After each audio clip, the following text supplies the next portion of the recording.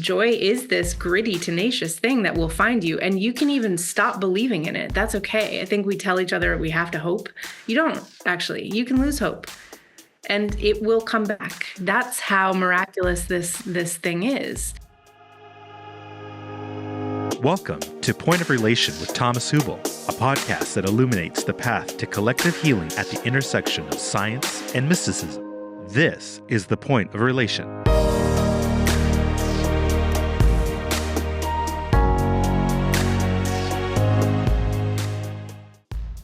Dr. MaryCatherine McDonald is a trauma researcher, author, and coach who helps people reframe trauma as a strength response and reconnect with joy.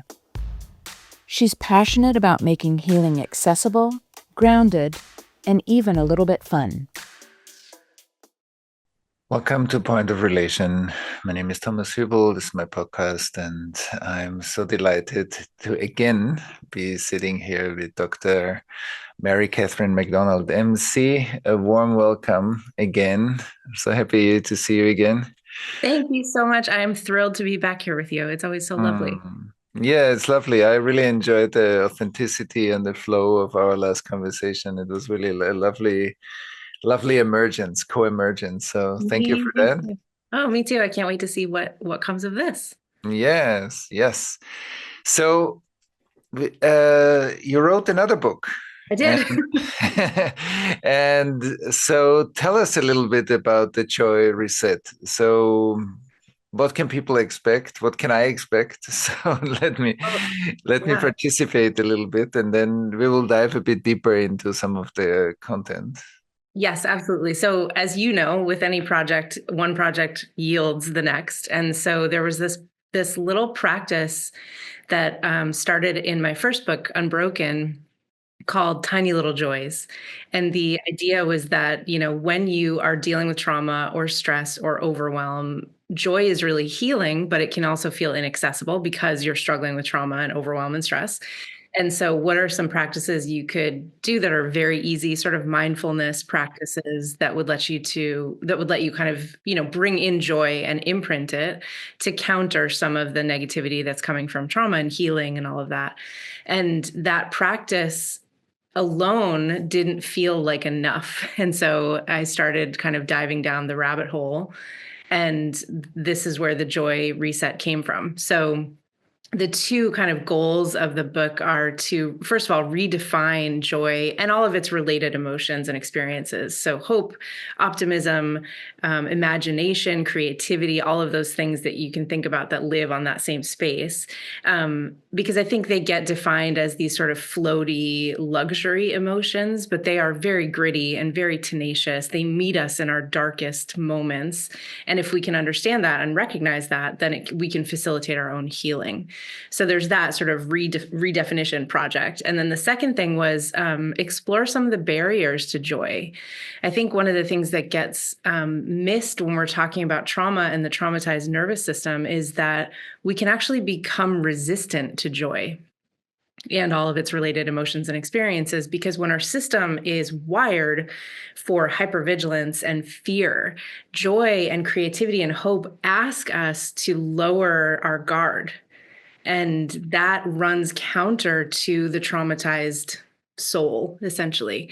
And so that is a really key piece of awareness, because I think a lot of the time people bump into joy in what they see in positive psychology or whatever, and they experience this resistance, but they don't talk about it.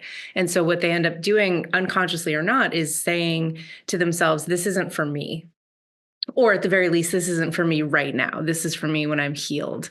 And so if we can sort of figure out what those barriers are, and I identify 6 of them in the book, I call them joy thieves, then we can strategize how to negotiate with the thieves so that we can gradually, carefully learn to bring in joy again, to let it in.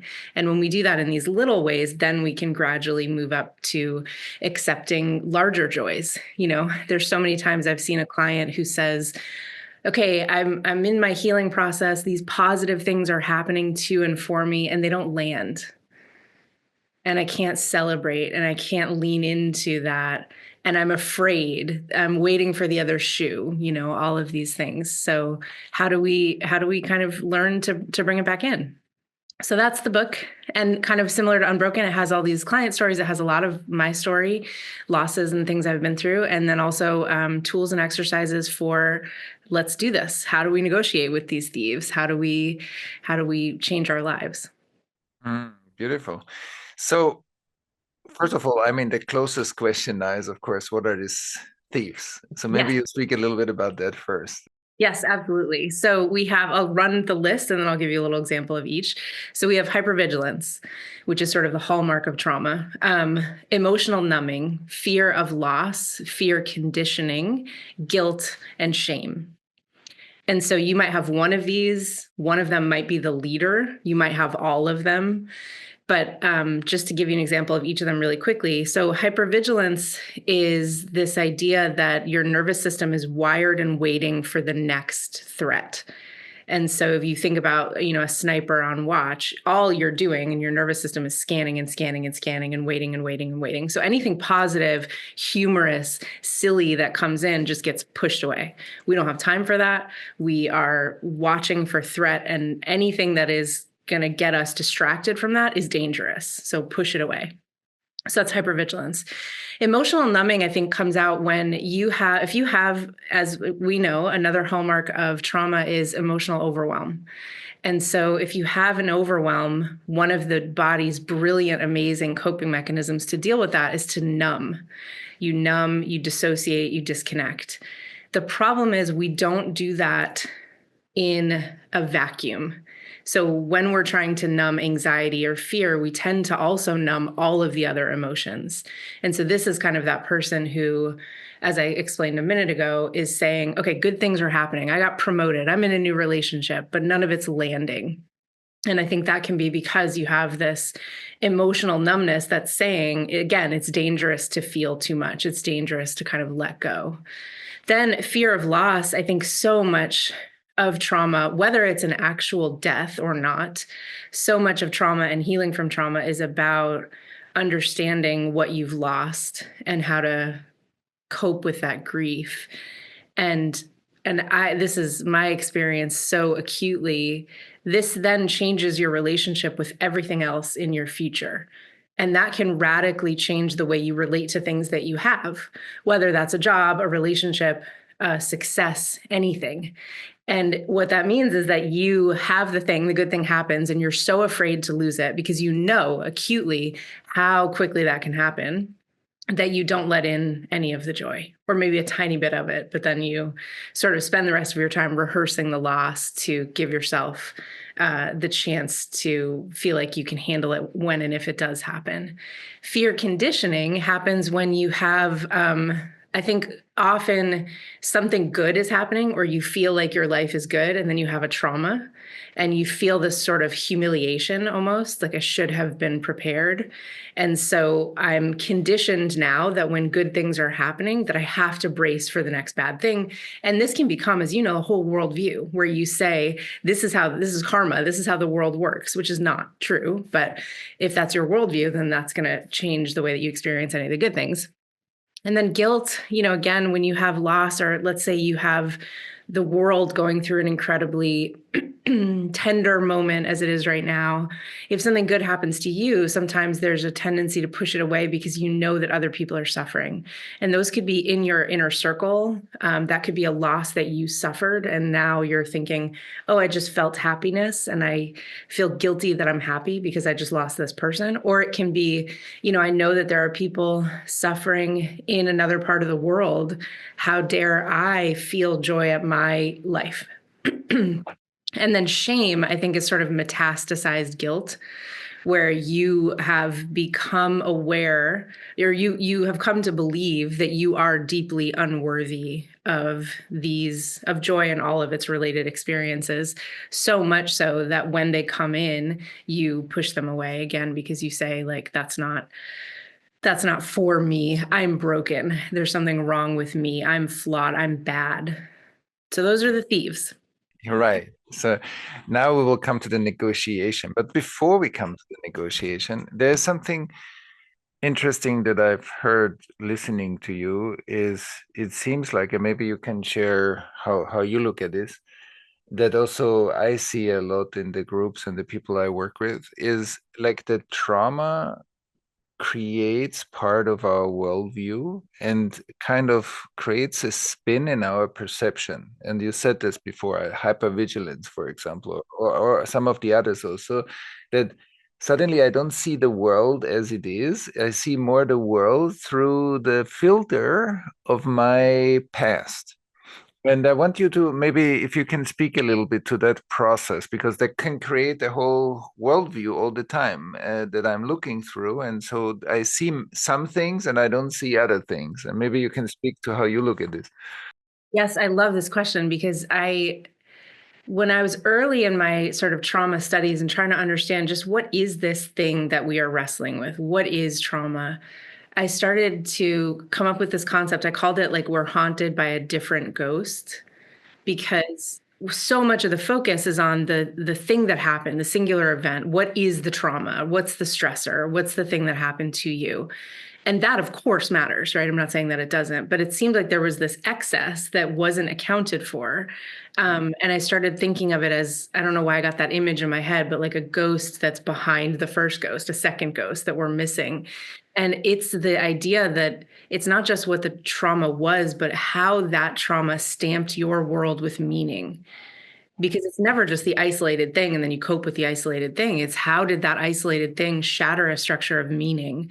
How did it change the way you view yourself in the world and your role in the world? How did it change your view of spirituality? Sometimes I think there can be a contraction. You may have before had this expansive view of the world and that the universe is kind of inherently good or maybe neutral, but then something bad happens and you have this contraction of like, no, it is bad and I have to stay vigilant to that. And I don't think we focus on that enough, whatever we call it, the second ghost, the different ghost, the existential crisis after trauma. But I think that we need to understand that traumas stamp our world with meaning, and therefore, of course, they sort of stain our worldview. And that can come out in these much more sort of subterranean ways, that you wouldn't find in a listing of symptoms in the DSM.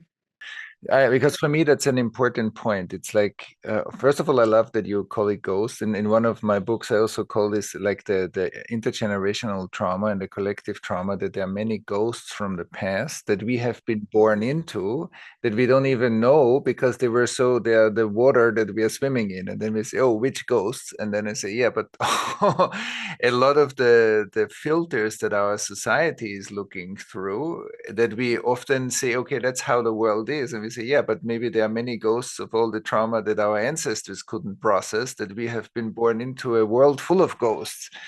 And that's why I love that you brought this up as a ghost, because I really truly feel that that's true. That disembodied information becomes like a ghost-like experience, and it colors my worldview. It colors how I see you. And that's why I think humility is so important, because it says, okay, that's how the world appears to me, but it's not that that's absolutely how the world is.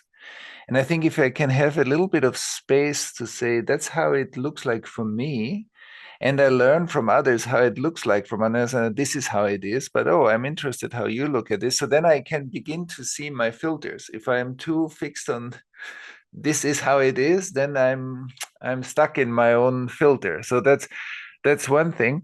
And I would love to hear a little bit more from you, that how, because this worldview, how do we become aware that certain things that we see are enhanced, for example, by fear? When you have a lot of unprocessed or unconscious fear, you see many things highlighted, and then it confirms itself, and then we say, oh, Right. it's true, which is Right. not true, but it confirms the pattern all the time. And then like this, we are stuck in a cycle. So maybe you can speak a little bit to that mechanism, that when we say, oh, I was afraid and that's happened, and that's why it's true that I need to be afraid, that's Yeah. a vicious cycle that there's no exit to it. And Yeah. maybe you can speak a bit to that. Yeah. Oh my, there's so much I want to say. I'm overwhelmed. How do we become aware? I think there's this, and humility is such a good word because the human project is inherently humbling. And I think we take this hubristic stance so often. It's part of the deal. That's part of what we do. We kind of rise up in the world, and here I am, I'm Mhm. doing things, and Yeah, there's something right. hubristic about that. And then you get sort of knocked over, or you find that there's a blind spot in your own behavior. And I think reframing that, and this I think this has to start in a societal, systemic way, reframing that as the norm, right? We don't know ourselves, and that's okay. In fact, that's actually beautiful and funny and silly and humbling in a way that doesn't have to bring you to your knees, not in a bad way. That can actually make you sort of feel grateful for that. But I think, as so much of your work talks about, this is co-relational. I can't ever know myself completely without relationship to other people who can mirror me back to myself and say, "Hey, you seem to be acting in from a space of fear right now. Were you aware of that?" Like, I think this project of awareness has to be like a co-relational project, a relational project. And I think we have to put down the shame that comes with, and the pathologization of that comes in our society so often when we find out that our behavior doesn't make sense to ourselves. I'm sure you've seen this too in the people that you work with, but the clients who are most sort of struggling with shame, often it's because their life and their behavior doesn't make sense to themselves. And they view that as a fatal flaw, that they are broken and wrong, and no one has ever felt this way. Why aren't we normalizing that narrative? Because we all feel that way. We all run into situations, tiny and huge, where our behavior doesn't make sense to us. But I think because we have this hubristic frame that you're supposed to understand yourself and know thyself and heal thyself, like as if it's this singular individual project, we have this incorrect belief that we can do it by ourselves. And it's so we have to kind of put that down. I also think really leaning into the silliness, that's going to sound kind of, I don't know how that will sound, but maybe counterintuitive, that leaning into the silliness and the humor of that, like, is incredibly empowering. Like, it's kind of funny, when someone else calls you out for your own behavior and you're like, here I am again in fear. I thought I had conquered that. That's not how this works, like that can be a funny, related, sweet moment instead of one where you are kind of damned for it. What do you think about that? Yeah, I heard two things now from you that I Yeah. want to underline that I love very much, and I think they are very true. One is the power of the relational context is that we are constantly looking, if we make use of it, we we are constantly reflecting ourselves in the mirror of others. And it doesn't mean that that mirror is a clean mirror always, but it's a mirror that can give us some feedback about ourselves that I by myself cannot see because I don't feel myself, or I feel it in a warped way because of my trauma. So that exposing myself to the relational feedback, especially in spaces that are designed for it. That's why I'm such a fan of collective spaces and collective healing, because when we create safer, relative safe spaces where we can do this together, the community can become such an amazing healing power for us, exactly for that point. And that, and even more than that, often because many of us have been hurt in relationship, we are looking for how can I do it by myself? And that like that healing becomes like a marathon run. Like I can do it, I need to push myself through and I will do it, instead of often the healing comes by opening up to the relationship, which is the most scary part sometimes, because relationships hurt me. So to open up again is the healing, but it sounds like that's the last thing I want. I want the book that tells me that I can read alone at home and then heal myself and then be perfect again, versus opening myself up to the vulnerability that was painful, and do that, of course, in spaces that are healing and not re-traumatizing. And at the same time, it's needed. So I love that you brought that in. And I love, and the last part I wanted to say is I love when you said we need to depathologize, like our defense mechanisms. They have served us in the most difficult moments, and they are part of our intelligence. And now, when it seems like they sometimes are maladaptive or they don't work well in our current life, it's not that they are wrong. And I think this reframing that you pointed to, I want to underline also, this is so important. And I see because when we pathologize those, then we stay more stuck because we actually want to get rid of it instead of having it, but in a different way, in a more conscious way. So I love to think with my clients about, and there's so many practices you can use for this, but if you can sort of anthropomorphize your coping mechanisms, if you can imagine them as like these little monsters or little beings, creatures that are trying to protect you, then you can really profoundly change your relationship with them, because then you start to turn to them as a relationship. And a dyad, like, what are you trying to do? What are you trying to save me from, and why? And how can I assure you that, that we don't need that right now? And I think that is kind of a fundamentally different project than pathologizing and saying, not only is this my symptom, but this is now also my identity. I have to now over-identify with the pathology and say, I am my trauma. I am these symptoms. And it's a fine distinction, but it's like these things are part of you and they always will be. They're your coping mechanisms. They are brilliant. I am endlessly fascinated by how brilliant our unconscious coping mechanisms are, that they take over and save us, like that we should celebrate that, and be curious about it and think about where did that come from and how did it arise, instead of saying this is bad about me. And the other thing in what you just said is that there's this quote, I have to email him because I quote this probably 6 times a week by David Morris. He wrote The Evil Hours.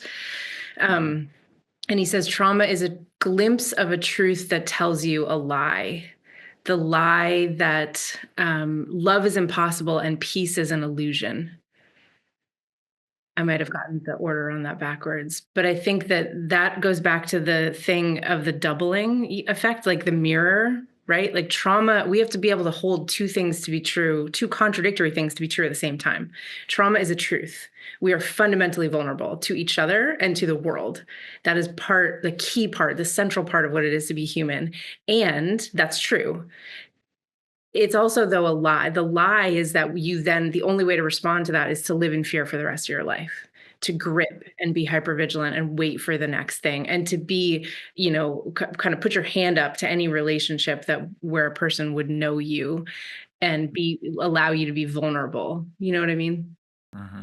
Yeah, no, that's beautiful. And it also, in a way, speaks to the difference. And you said that just before, you said there is the way to try to get rid of all this stuff, which is the repetition of the trauma, because we try to get rid of something in the traumatic moment too, the overwhelm, the pain, so many people, when they say, oh, I want to get rid of my fears, I want to get rid of this pattern, actually reproduce the same thing that happened when that came into being. So that's very important to see. And that what you said is like finding a way to befriend, finding a way to learn about it, create space around it, finding a way to consciously, like unconscious energy. I often say unconscious energy is destiny, conscious energy has a choice. And so when it's unconscious, the pattern, of course, then it's repeating itself all the time. But when we become aware of it, we bring in more and more choice. So we can, we have more choice in the moment to do things differently, to experiment. So I think that's important. But I also often when we work with therapists or coaches, I think it's very important because the same thing in a subtle way can also happen in the therapist. When the therapist says or the coach says, "Oh, this is a difficult client," when the client's defense triggers me, I might want to get rid of my discomfort by getting rid of it. So I'm joining actually the getting rid department versus the holding space department. And so that's also, I think that's a very complex system. Like in easy moments, that's easy, but in moments that are more complex, when people get consciously or unconsciously triggered, so we might try to get rid of the discomfort versus hosting the discomfort, of the relationship. We're exposed to such a fast data flow, to so many changes in the world, and to our ecosystems being challenged. And that requires that we have some tools. And there are many tools that are very helpful to stay more regulated, to regulate our stress, to be able to deal with our emotions, to digest our lives, to stay healthy through the nutrition that we take in, both physically, emotionally, intellectually, to be able to be in contact through healthy relationships with our ecosystem in a way that is recharging, that is mutual, that is respectful and ethically sound. We are all interdependently connected to our environment, and so our relationships, from our intimate relationships to our work relationships to the culture, to the world, those are all very, very important. And equally important is other systems that we are part of, or the systems that we come from, our ancestral system, our food systems. And an incredibly important factor is to feel that I am grounded in my purpose, I am grounded in my agency, I feel I have something to contribute to this world. That empowerment, when I feel my agency, that's a very strong resource. We will have amazing guest speakers like Dr. Omar Naidu, Terry Real, and Dia Afo. And we will have an amazing workbook companion, many practices, guided meditations. If this sounds interesting to you, and if you're interested to look deeper at different aspects of your whole being wellness, then please join us for this course. It's a 5-module immersion, and with a lot of ongoing practices beyond the course. So if that sounds great, so please join us, and we are very happy to have you. Visit the link in this episode's show notes to learn more and sign up for the course. I hope to see you there. And that goes back to the question that you asked about awareness, like ego, and there's so many in therapist spaces and coach spaces and things like that. There's so much ego about being a good therapist or being a good coach and what it means to be good. And part of what we have been socialized to believe is that you should not be triggered. Right. And in fact, as we know, you will be, number one, and it can be Right. incredibly healing for both sides and everyone in the situation. And so we have to put the defense, if you think of ego as a wall, we have to kind of bring that down and say, even just to notice in ourselves that it's not that this is a difficult client, but it's that I am feeling a difficult thing in response to this. Okay, what could that mean about me? What could that mean about this person? What could that mean about the relationship? And then how do I bring it into the room? Do I bring it into the room? Is it safe enough yet? Does that person feel, and I think even in these spaces, we have to do a lot of work to allow that. Again, that humility of, we are all human. And as you said, I love also that I'm stuck on the idea of the world full of ghosts, because I think maybe the first lie that we tell ourselves is that we know all of our ghosts. And we don't. And that's true because we inherit some of them from our ancestors, and also because we encounter some of them before we have the brain areas, to record them, right? And that's okay. You can still change your relationship to these ghosts without knowing them. Yeah. So I think some of the ghosts we're encountering have to do with these societal structures of therapist and coach and what this means and what it means to be good and all this stuff. Right. Yeah. And also the very sentence, I should not be triggered, Yeah. where that Right. comes from, and I should Right. not. What voice in me tells me Right. that? Because I lost the curiosity to be in life, to be in an emergent relationship that I don't know, Right. not in a relationship that I know already before it happens. So that's a very interesting sentence. Yeah. And I love this also what you said, with the ghost, that we know everything, but this leads us also, and I'm curious how you think about this, to this notion of wanting to be done with it. I want to be in the place where I'm done with all this healing work. I'm done. I reach a place, but what is that place? Or does it say, there is a part where it's difficult to be a human in this world. And in this world there is pain, and there is new pain being created. And maybe we, by trying to be done with it, we also want to be out of it versus in it, and finding a way to be continuously in it. And I'm curious how you think about this, because I think that's another repetition of the original trauma, is this idea that there is a perfect space, whatever that means, that we get to one day that is free of all of this. Right. Healed. And as you're talking, the only way that would be possible is through complete disconnection. Because this whole human project is connected, which then means it's all sort of inherently infused with future loss. And as I'm talking, I'm trying to think, is this just this is something I struggle with personally. And so maybe people will relate to this, but I think that my biggest struggle is coping with fear of loss.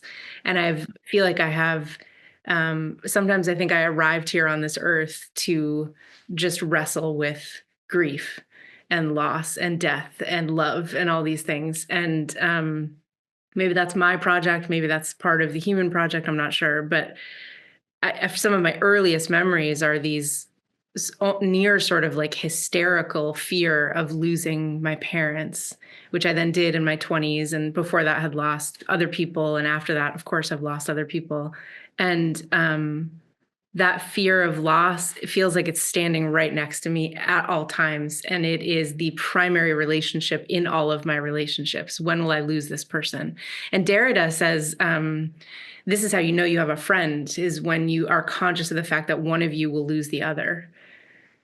And that's this beautiful thing. But I think in my life, I've sort of swung back and forth between having an incredibly contentious relationship with this fear of loss that's standing right next to me, or kind of putting my arm around it and saying, like, yeah, this is awful and aching, and what's here in that ache, instead of, I need to get away from you. You're my twin who's attached to me.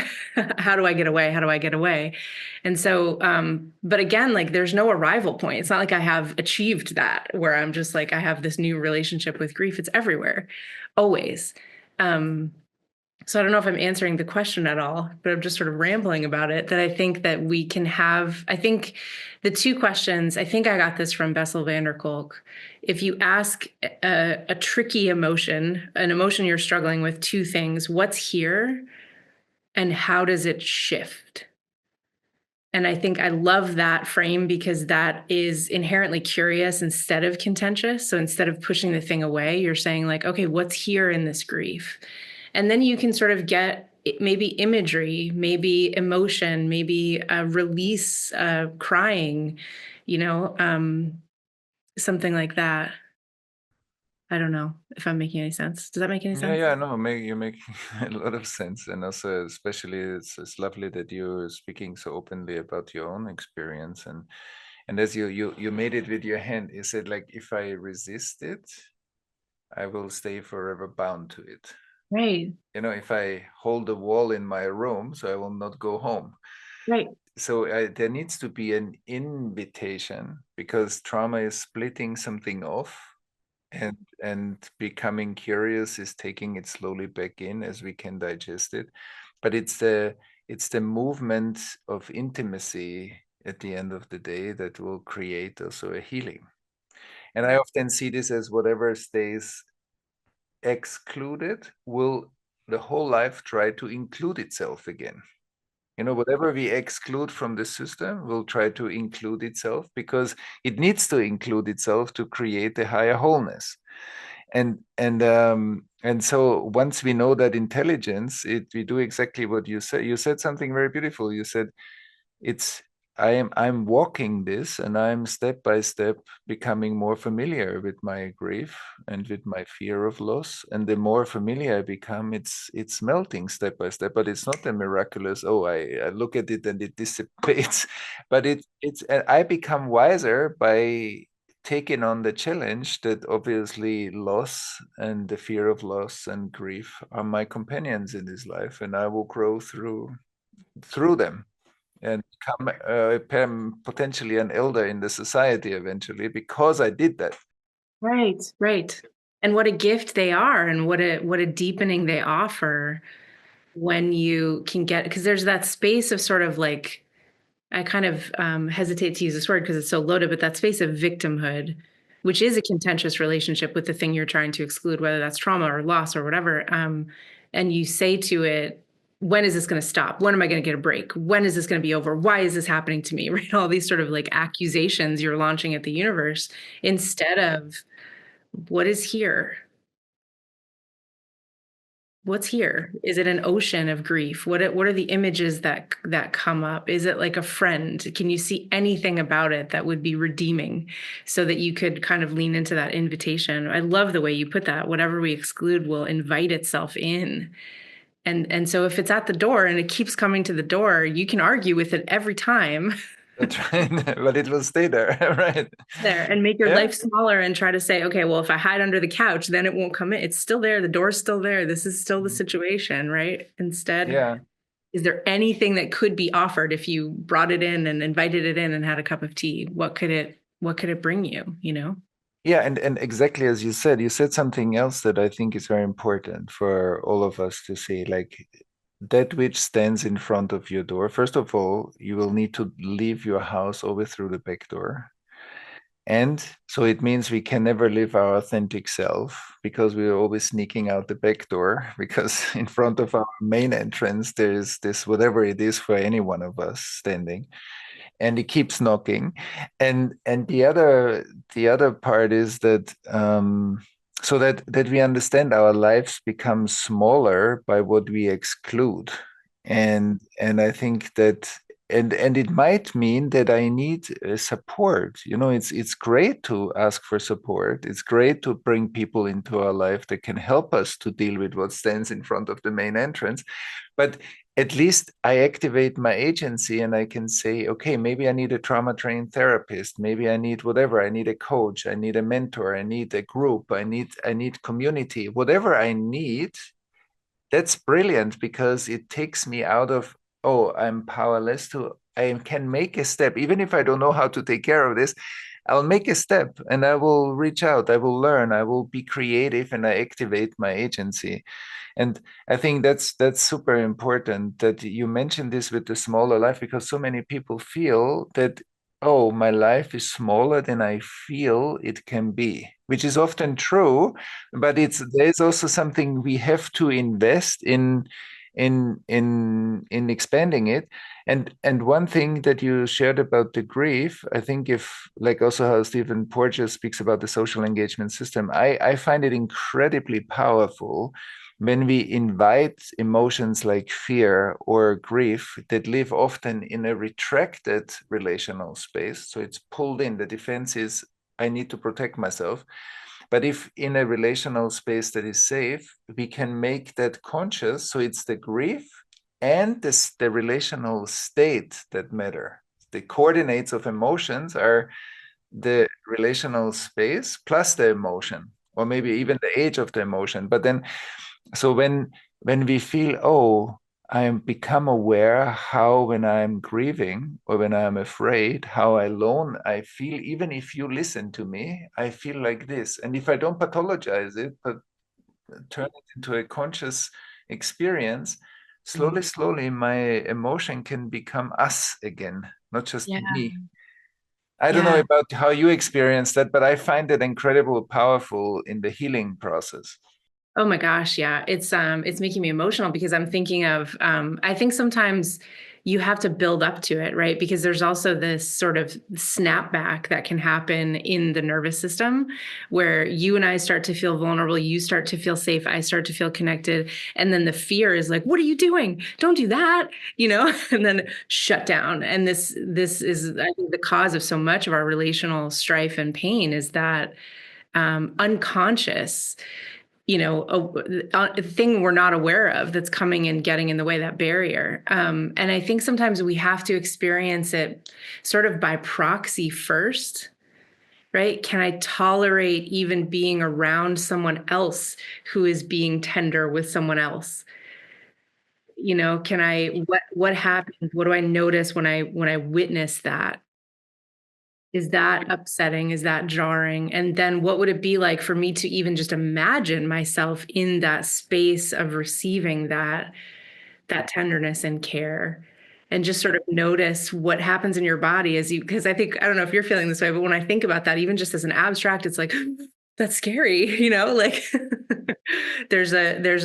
and I think some of those emotions are so, I don't mean childlike in a negative way. They're so simple, but we create these complex fear systems around them that we lose the simplicity. And how hard is it to say to someone who's standing in front of you, I am scared. I am sad. I am worried, these basic things. Yeah. And what powerful glue that when we can. As you just did it, this was very powerful because I think this, like, I am sad, and then this space that you took a moment, and that space, I think, is so amazing when we feel the nervous system is open enough to say I'm sad and stay related, and the fear or the sadness can come back into a mutual space. Because I think that's where the healing happens, that I see, oh, it's not just my fear. My fear is a product of my trauma, but it's fear that I experience in relationship that becomes a mutual emotional space and not a private property. It's like that, the fear, it's fear. And it's exactly in this word, when you say I'm scared, and the heart stays open, it's a mutual space. It's not my private property, the fear. It's like, it's a space, it's a shared space. And I think that indicates emotional health. I also think that one of the things I'm kind of obsessed with is the scale of things. And I think when we have this idea of like this arrival point of healing, where you were talking about before, where I get to the space and I am done and everything is good, like we make everything big, and then we miss, or we don't prioritize these tiny spaces that are so profound and expansive and healing. Like, I don't know how many seconds that was of like when you were mirroring back what I said and we were feeling that energy of I'm scared or I'm sad. I mean, seconds, 2 seconds, maybe. There's so much in that 2 seconds. That's right. And it's okay if you can only stay with that emotion for those 2 seconds. Because you're allowing it that mutual space, you're allowing it out. I imagine sort of this rolling ocean of like the waves come in and they come back out, That's so beautiful. And I want to add something to this, because also in our conversation, because sometimes it looks like, okay, we learn about trauma cognitively. And of course, there's a lot to learn about trauma. And we learn about trauma in these few seconds, sometimes more than what we learn about it. Just by feeling a moment like this, that's where the transmission of the nervous systems is happening. Just everybody who is listening to that moment can be part of that moment and feel the transmission of, oh, I'm sad. Okay. Yes. And that, I think that's a very important, in our groups all the time, we say, like, yeah, we learn a lot of content, but what is the best learning is the transmission of the process itself. And when we directly learn from the process, so nervous system to nervous system, there is a learning going on. And then I want to highlight something else that you said, because that I see this happening in the groups all the time, is is when you said sometimes I need to be in the room when I see a healing happening or a tender moment or like a close moment where the closeness is happening. And that gives me slowly an entrance gate to be the one that receives that. I think that's a very wise and very important sentence also given in group spaces when we heal together. Sometimes we just need to be in the room, even if we are not the one that goes through a process. It goes through a process, but we are the one, we are in the transmission of a process, and that helps us to ease into it step by step. And I see this with many people, and then one day it's ripe, and then it's also happening. So yeah. I love that too, because even if it's not the moment of healing that you need in that moment, if it's not like a wound that you're especially, feeling tenderly, it's still an expansion. Yeah. You're still moving from this little life and this little body to the collective space, and the, sort of emotions and experiences of others, which is that, as so much of your work attests to, that is profoundly healing, just that connection, just that awareness. Mm. And I think on the individual level, I think notice what you notice. This is kind of the first step of awareness. What sticks in movies, in books, in stories, in interactions you have in the world? What is your mind holding on to that's relevant? That's beautiful. Yeah, that's beautiful. So turning back to your book now, when we say joy, like how, like given everything, because this was a great exploration, I think, of many important aspects of the healing journey. And so I, from before, one question that stayed with me is when we come back now and say, okay, if all these things come up that seem painful, like I'm scared, I'm ashamed, I feel grief because I lost, and like many things, so that many people that are listening might relate to in one or the other form. So sometimes, and then you said something else before, so either it's that, or I see there's so much suffering in the world, or people around me are suffering, or even dear ones, loved ones, family members. And how do I have a right to have joy? So, so whatever that sentence says, but when that comes up in somebody, so how do you relate to this in your book? That when in the face of suffering, there still can be joy, or maybe has to be joy for us to charge our batteries and be of more support in that world that is suffering. But maybe you speak a little bit to that. Oh my gosh, so much to say. There's yes, it's necessary. It is, and yes, it is a right. Like, we all deserve that sort of unbridled celebration, gratitude, imprinting, the wave of happiness, that can come from these small things, or the big things, or the medium things. I think that joy gets defined as this sort of like fluffy thing that is over here when you are ready to feel the fluffy thing, and it's not necessary, and it's a luxury. And I think that if you pay attention, and I describe in the book, in the middle of writing the book, I lost my belief in joy, which, like, of course, right?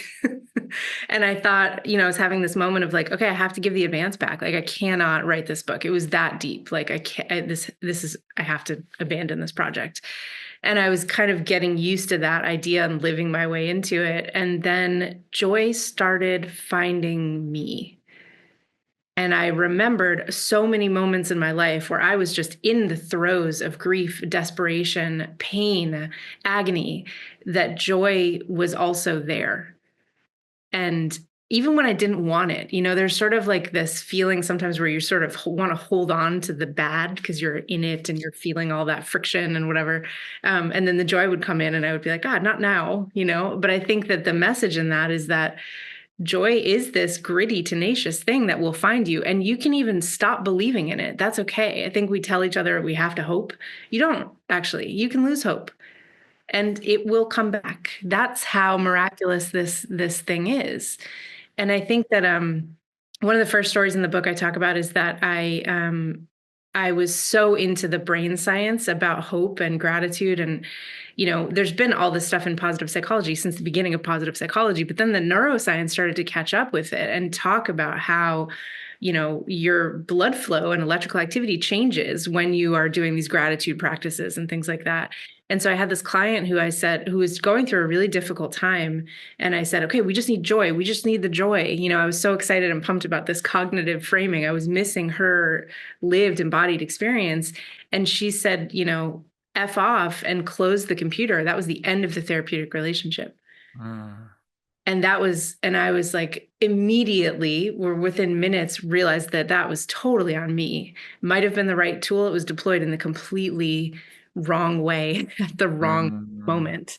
And so I think that when we come into joy, we need to realize that there is a resistance to it, and the resistance is telling us something, and that's okay.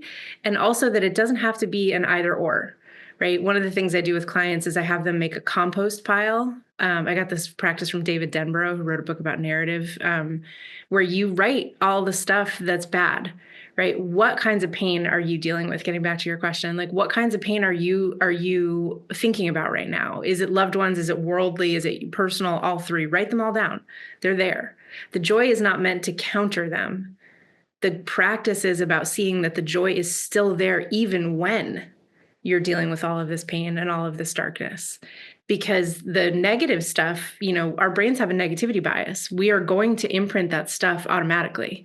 When we stop manually imprinting the positive stuff, we start missing it entirely. And then we get this thing we were talking about earlier with the worldview, where you take the whole world as negative out to get you, all of these things. So in saying joy is not meant to bypass the negative. So what I should have done with that client is to say yes to all the pain. Let's sit in that. Let's have space for those pain. Let's catalog, create a taxonomy of all of the pain. And is there anything else that approximates joy? Not even gets there entirely, but just is a hint of it, and these can be, I do this tiny little joy practice on Instagram where it's like, a cookie that you had, or like yesterday, it was the fact that cars now have seat heat. Does that change the state of the world right now or anything going on in my life? No. It's just that I'm noticing that it's also there. And so it's kind of this like rebalancing of the scales that can recalibrate the nervous system over time and then make you more, able to welcome those things in. Yeah, that's very beautiful. And I want to highlight again, like, because it rings so true in me. It's like it's the small moments that we learn to enjoy, even a cup of tea or a cup of coffee or a sunset or like something in our life that we really see, like there's a beauty, there's a moment. I have 5 minutes in between meetings and I really enjoy them. Yeah. Just the fact that there are 5 minutes to enjoy 5 minutes is amazing, and it doesn't have to be just big things and but and then it's very interesting because when I cannot enjoy, or even a meal, you enjoy a meal because it's good, you cannot do it when you're not present. Right. So if you enjoy something really, then you're immediately present. Right. Because it doesn't work one without the other. And then it seems to me that like being more and more connected to ourselves, like when we feel agency, when we feel our purpose, when we feel more of our kind of soul or essence, it's naturally connected to presence. It's also naturally connected to some sense of joy. Because if you really do what you love, even if you work I often say this, like I work with very difficult collective trauma spaces where we could say, wow, there's so much pain, and there is so much pain. And deep inside, I know that it's exactly the right place to be. Even if it feels deeply uncomfortable or painful, but there is a joy in the pain. And there's nothing in me that doesn't want to be in the room, even if I feel a lot of pain. And and I think that there's something when we feel we're whatever it is, and if somebody builds AI or builds something else or is with their children at home, and there is this quality moment, that these are moments where joy is inherent to the creative process that we feel, or to the love or the intimacy we feel, like to presence. And so that's why I love that it's not just an overlay to bypass pain. It's actually something very deep, inherent to our soul. And that's such a, like, there's a Rumi quote that I put in I think it's in the first chapter of Unbroken, like the quote before the chapter. The cure for pain is in the pain. And the editors wanted to take it out because they were like, this is the first thing that readers reading, and this is really depressing. What do you mean the cure for pain is in the pain? We want to, going back to your point about the getting away from or blocking off, we want to get away from the pain. But this is such a revolutionary but hard thing for us to get our heads around. There is joy in the pain. Exactly. Because the reason why we cannot experience the joy is because in traumatic moments we needed to avoid the pain. So we anesthetized both. So the way to the joy is also the melting, step by step, not in an overwhelming way, but step by step, to melt the pain is also the entry gate to the joy. Yes. Oh, that's so beautiful. Yes. That's so lovely. I see our time, but I'm really enjoying this. Again, this is such an emerging conversation, and it feels we are so in it, and we are both interested in the details of it. Is there anything you want to leave our listeners with? I mean, of course, your book, and anything about joy that we didn't say that is very important in your book, or like anything that you think is present in you right now? Just to kind of mirror that, I think the joy is right here. And I think if you are listening and you're dealing with an incredibly, painful moment, the joy is still right here. Yes, the pain is there. And joy is coming, and you deserve it. And yeah.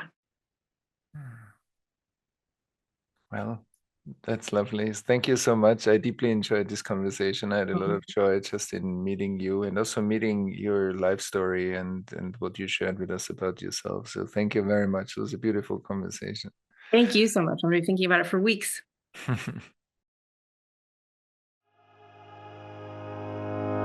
Thanks for listening to Point of Relation with Thomas Hübl.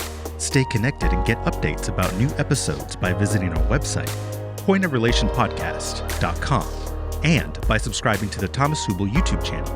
If you enjoyed this video, please like it and share about us with your community on social media. Thank you. We appreciate your support.